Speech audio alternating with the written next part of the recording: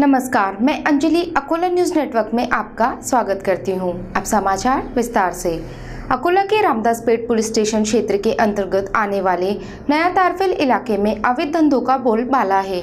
यह अवैध धंधे चलाने वालों से परेशान होकर नागरिकों ने शहर के उप विभागीय पुलिस अधिकारी, राज्य उत्पाद शुल्क विभाग और जिला अधिकारी को ज्ञापन सौंपते हुए तुरंत कार्रवाई की मांग की है। रामदासपेट पुलिस स्टेशन के अंतर्गत आने वाले नए तारफेल इलाके में अवैध धंधों के कारण नागरिकों को भारी परेशानी का सामना करना पड़ रहा है। महिलाओं और लड़कियों के लिए सुरक्षित रूप से घर से बाहर निकलना मुश्किल हो गया है। आज इस क्षेत्र के नागरिक एकत्रित होकर अकोला शहर के उप विभागीय पुलिस अधिकारी, राज्य उत्पाद शुल्क विभाग और जिला अधिकारी को ज्ञापन सौंपकर इन अवैध गतिविधियों पर स्थायी समाधान की मांग कर रहे हैं। ज्ञापन में उल्लेख किया गया है कि सूरज संजय गणवीर, वैशाली शैलेश उके, रोशनी विजय मेश्राम, पायल सूरज गणवीर, शैलेश उके, संजय हरिश्चंद्र गणवीर, नीलेश विठल गणवीर जैसे लोगों के अवैध धंधों के कारण इलाके का माहौल खराब हो रहा है। इन असामाजिक तत्वों ने शिकायत करने वाले नागरिकों को धमकाकर इलाके में आतंक फैलाया है, जिससे लोग डर के साए में जी रहे हैं। शिकायतकर्ता गजानन जावले पर हमला कर उनके घर का सामान तोड़फोड़ कर दिया गया। हमलावरों ने उनके घर से 47,000 रुपये नगद और एक सोने का मंगलसूत्र भी चोरी कर लिया। इन असामाजिक तत्वों की लगातार धमकियों के कारण इलाके में तनाव बढ़ गया है और किसी भी समय गंभीर घटना घट सकती है। नागरिकों ने प्रशासन से इस स्थिति की गंभीरता को पहचानने और तुरंत कार्रवाई कर इलाके में शांति बहाल करने की मांग की है। आम्ही सर्व प्रभाग क्रमांक 7 तारफेल या ठिकाणी रहिवासी आहोत। आमच्या प्रभागामध्ये मागील किती दिवसापासून सूरज संजय गणवीर, वैशाली शैलुके, गोविंदा काळे या लोकांचा अवैध दारूचा व्यवसाय चालू असतो। या व्यवसायाच्या विरुद्ध आम्ही तक्रार केली असता त्या लोकांनी संगनमताने ज्या लोकांनी सह्या केल्या तक्रारवरती त्यांच्या घरावरती हल्ला केला, घराच्या तोडफोड केली, घराचे नासधूस केले। माझ्या स्वतःच्या घरातील मी पुढाकार घेतला म्हणून माझ्या घरात तोडफोड केली। माझ्या घराचं काम चालू असताना माझ्या घराचे कामाचे पैसे होते त्या पैसा डब्यात तो सूरज गणवीर नावाचा मुलगा अवैध व्यवसाय करणारा तो घेऊन गेला। आणखीन त्याप्रमाणे ते लोकांना धमकवून रात्री काळ्या घेऊ पाईप घेऊ लोकांच्या घराला लाथा मारवाडून त्यांनी धमकवण्याचा प्रयत्न केला व आमच्या नावाची तक्रार तुम्ही कशी काय केली हे आम्ही तुम्हाला बघून घेऊ, कोण कोण सहाय्य करणार होते त्या सगळ्यांना मारू अशा प्रकारचे धमकवत होते लोकांना। रात्री संपूर्ण रात्रभर त्यांनी परिसरात दहशतवाद मारण्याचा प्रयत्न केला। याची तक्रार आम्ही काल सकाळपासून रामदासपेट पोलीस स्टेशनला देत होतो। पोलीसवाले येऊन फक्त थातून कारवाई करून जात होते। याच्या 2 दिवस अगोदर सुद्धा आम्ही राज्य उत्पादन शुल्क विभाग, SP ऑफिस, कलेक्टर ऑफिसमध्ये याची तक्रार दिली होती की हा प्रकरण वाढू शकते। हा प्रकार वाढून लोकांच्या घरावर हल्ला झाला, प्रशासनाने कुठल्या प्रकारचं सहकार्य नाही केला। राज्य सरकार द्वारा 14 अक्टूबर को जारी की गई अधिसूचना के अनुसार 100 और 200 रुपये के स्टैंप बंद कर दिए गए हैं और अब 500 रुपये का स्टैंप अनिवार्य कर दिया गया है।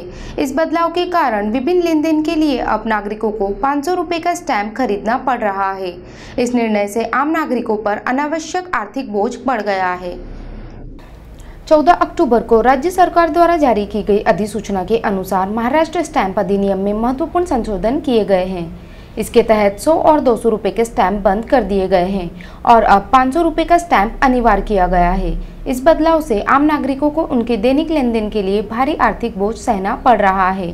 प्रतिज्ञा पत्र, किराया अनुबंध, ऋण दस्तावेज, शैक्षिक उद्देश्यों के लिए जरूरी प्रतिज्ञा पत्र और बिक्री अनुबंध जैसे विभिन्न कार्यों के लिए पहले 100 रुपये का स्टैंप इस्तेमाल किया जाता था, लेकिन अब उन्हीं कार्यों के लिए नागरिकों को 500 रुपये का स्टैंप खरीदना पड़ रहा है, जिससे उन्हें 400 रुपये अतिरिक्त खर्च करने पड़ रहे हैं। हक त्याग पत्र के लिए पहले 200 रुपये का स्टैंप इस्तेमाल होता था, लेकिन अब इसके लिए भी 500 रुपये का स्टैंप अनिवार्य कर दिया गया है। इस संशोधन के कारण पूर्व में किए गए अनुबंधों के अंतिम बिक्री दस्तावेजों पर भी बढ़ा हुआ स्टैंप शुल्क लागू किया जाएगा। सरकार ने राजस्व बढ़ाने के उद्देश्य से यह संशोधन किया है, लेकिन आम नागरिकों को इस बदलाव के कारण भारी आर्थिक दबाव का सामना करना पड़ रहा है। इस निर्णय के खिलाफ जनता में नाराजगी देखी जा रही है।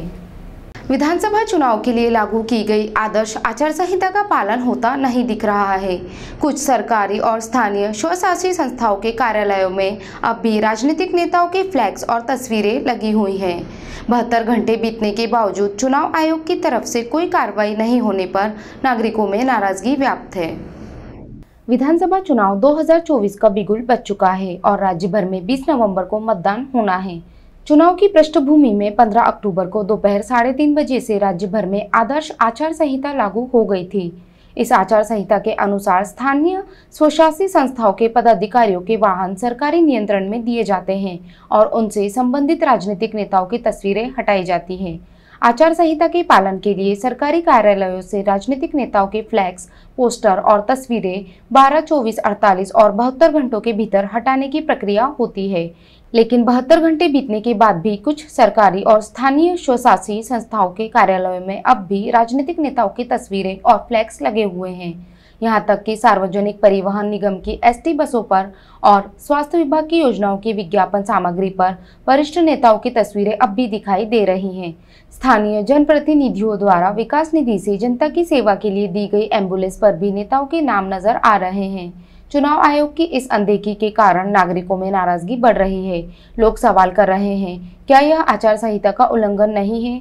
कुछ लोगों का मानना है कि सत्तारूढ़ दलों को विशेष छूट दी जा रही है। खामगांव शहर के प्रसिद्ध जगदम्बा माता का शांति उत्सव खोजागिरी पूर्णिमा से शुरू हो गया है। बड़ी देवी की स्थापना के साथ अगले 10 दिनों तक यह उत्सव मनाया जाएगा। देवी के चेहरे पर लाल रंग उनके असुरवध के बाद के क्रोध का प्रतीक है। भक्तों के लिए यह उत्सव विशेष महत्व रखता है। खामगांव की विश्व प्रसिद्ध जगदम्बा माता का उत्सव आज से खोजागिरी पूर्णिमा के शुभ मुहूर्त पर शुरू हुआ। इस उत्सव की शुरुआत बड़ी देवी की मूर्ति की स्थापना से की गई। खास बात यह है कि यह उत्सव केवल खामगांव में ही मनाया जाता है, जिससे इसका एक विशेष स्थान है। देवी के चेहरे को लाल रंग से रंगने का कारण उनके असुर वध के बाद के क्रोध का प्रतीक है। विजयादशमी के दिन जब देवी ने असुरों का संहार किया तो उनके क्रोध के कारण चेहरा लाल हो गया था और इसे शांत करने के लिए पूजा और आराधना की जाती है। इस उत्सव को शांति उत्सव कहा जाता है। श्री जगदम्बा सार्वजनिक उत्सव मंडल के द्वारा यह उत्सव 1908 से खामगांव में मनाया जा रहा है। इस उत्सव का इतिहास बहुत पुराना है। देवी का मूल स्थान आंध्र प्रदेश के बोंधन गांव में था। वहां से देवी खामगांव आई और के कैरन्ना आनंदे ने खामगांव में बोड़ी कारखाने के सभी जाति धर्म के कामगारों की सहायता से इस उत्सव की शुरुआत की। आज भी यह परंपरा जीवित है। खोजागिरी पूर्णिमा के शुभारंभ के साथ बड़ी देवी की स्थापना हो चुकी है और भक्तों से अगले 10 दिनों तक उत्सव में भाग लेने का आग्रह किया गया है। अकोला के निम्बी मालोकार में विजय इंगोले के खेत के कुएं में भारत के सबसे विषैले सांपों में से एक मन्यार सांप का जोड़ा मिला। सर्पमित्र सूरज इंगले और सौरभ मंगले ने त्वरित घटनास्थल पर पहुंचकर सावधानी से इस जोड़े को सफलतापूर्वक रेस्क्यू किया। विजय इंगोले के खेत के कुएं में कई दिनों से मन्यार सांप का जोड़ा पड़ा हुआ था। आज सुबह उन्होंने इस जोड़े को देखा और तुरंत अकोला के प्रसिद्ध सर्पमित्र सूरज इंगले से संपर्क किया। सूरज इंगले और उनके साथी सौरभ मंगले ने आवश्यक उपकरणों का उपयोग करते हुए अत्यंत सतर्कता से रेस्क्यू ऑपरेशन शुरू किया।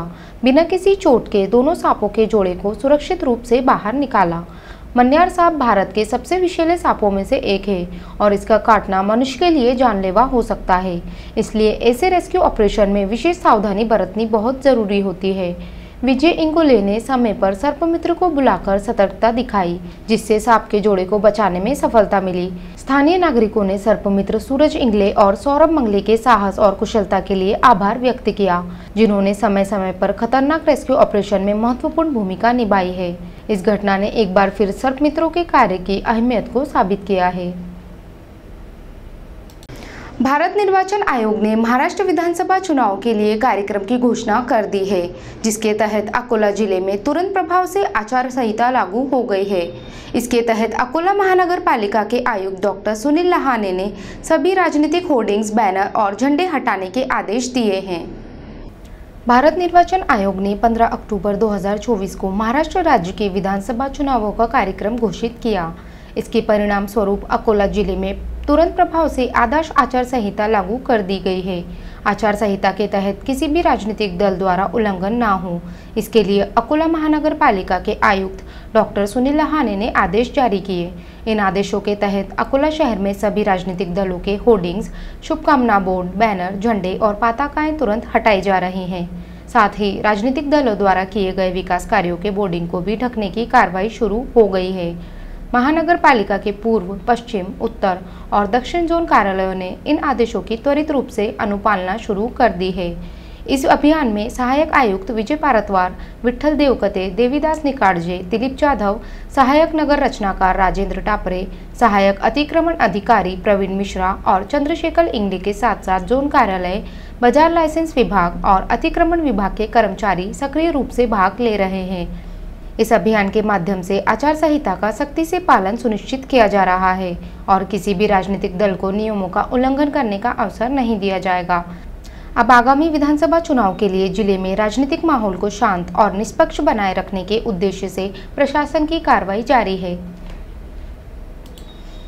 सिंदखेड़ राजा में कार्यकर्ता सम्मेलन के दौरान राष्ट्रवादी कांग्रेस के विधायक डॉक्टर राजेंद्र शिंगले ने कार्यकर्ताओं की मांग का उल्लेख किया। उन्होंने कहा कि 99% कार्यकर्ता तुतारी चिन्ह पर चुनाव लड़ने की मांग कर रहे हैं। उन्होंने स्पष्ट किया कि आगामी निर्णय कार्यकर्ताओं की इच्छाओं के आधार पर ही लिया जाएगा। इथे चर्चा केली, मी भाषण केलं, कार्यकर्त्यांनी सुद्धा या ठिकाणी त्यांचं मनोगत व्यक्त केलं। कार्यकर्त्यांनी मनोगत व्यक्त करत असताना जवळपास 99% कार्यकर्त्यांनी, सहकाऱ्यांनी, पदाधिकाऱ्यांनी आदरणीय पवार साहेब यांच्याबरोबरच त्या ठिकाणी तुतारी चिन्हावर मी निवडणूक लढावी अशा प्रकारची मागणी या ठिकाणी केलेली। मी त्यांना एवढंच सांगितलेलं आहे की मी फक्त सिंदखेड राजा विधानसभा मतदारसंघापुरता नाही तर मला जिल्ह्यातल्या सुद्धा सर्व सहकाऱ्यांशी, कार्यकर्त्यांशी मी उद्या फिरणार आहे, जिल्ह्यामध्ये जाणार आहे, त्यांच्याशी चर्चा करून आपण 2 दिवसात या संदर्भातला कार्यकर्त्यांच्या मनातला निर्णय आपण त्या ठिकाणी घेऊ। इसी के साथ ये समाचार समाप्त हुए। आप देखते रहिए अकोला न्यूज़ नेटवर्क। नमस्कार।